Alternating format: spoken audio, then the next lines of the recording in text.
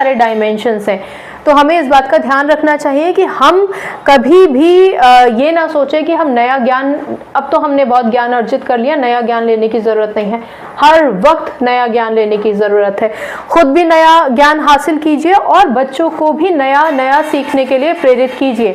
ये ज़रूरी नहीं है कि क्लासरूम की दीवार के अंदर ही आपका क्लास हो, आप बाहर लेके जाइए।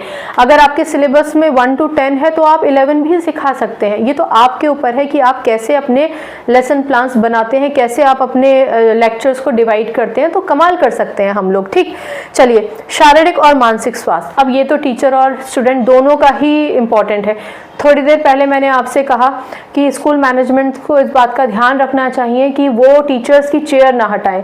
अब सबसे बड़ा कारण है महिलाओं के साथ उनका मासिक धर्म तो आना ही है हर महीने, और कोई भी टीचर कभी भी सिर्फ इस वजह से छुट्टी नहीं लेती है। वो सोचती है नहीं, मैं जाऊं क्लास में जाके पढ़ाऊं क्योंकि मेरे सारे के सारे स्टूडेंट्स को या तो आपको लेक्चर लेना है या आपको टेस्ट लेना है, या आपने किसी बच्चे से प्रॉमिस कर रखा है कि नहीं नहीं कल मैं तुमको ग्राउंड में लेके जाऊंगी, आज तुमने अच्छा परफॉर्म किया। ऐसा होता है अक्सर।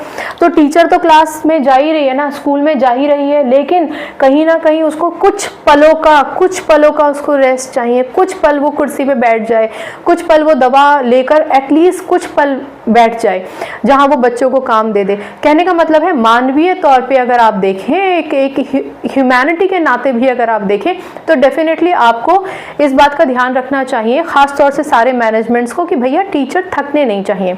और चलिए, लेडीज के साथ तो ये समस्या है, लेकिन जो पुरुष हैं वो भी हाड़ मांस के ही बने हैं ना, लोहा तो है नहीं उनके शरीर में, उनको भी रेस्ट चाहिए।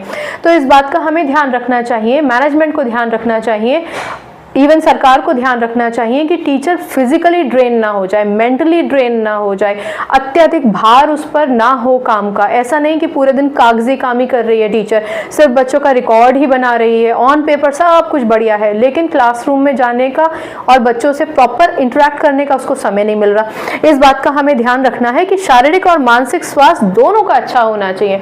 ये चीज़ बच्चों पर भी हावी होती है अननेसेसरली। कई बार क्या होता है कि हम अपने टाइम की बात बता रहे, हमारे टाइम में जो मेरे हम उम्र हैं उन सबको ये होमवर्क मिला था कि अच्छा ठीक है, आज तुम काम करके नहीं लाए, लिख कर लाओ 100 बार, I will do my work on time, मैं अपना काम समय से करूँगा। अब आप लिख रहे हैं, क्या है ये? एक्सेसिव बर्डन है। फिर क्या सीखा आपने उससे? कर लिया काम, फिर एक दिन ऐसा आएगा जब आपने काम नहीं किया। तो ये जो इस तरीके के पनिशमेंट्स है ना, इनका कोई मतलब नहीं है। बच्चे ने आज काम नहीं किया, गेट द प्रॉपर रीजन, क्यों नहीं किया, मिसचीव में नहीं किया, काउंसिल करिए, बात कीजिए, उसको बुलाइए। एक्सट्रीम लेवल है, पेरेंट्स को बुलाइए, लेकिन अगर बच्चे की कोई समस्या है तो कोशिश कीजिए अपने तक रखें।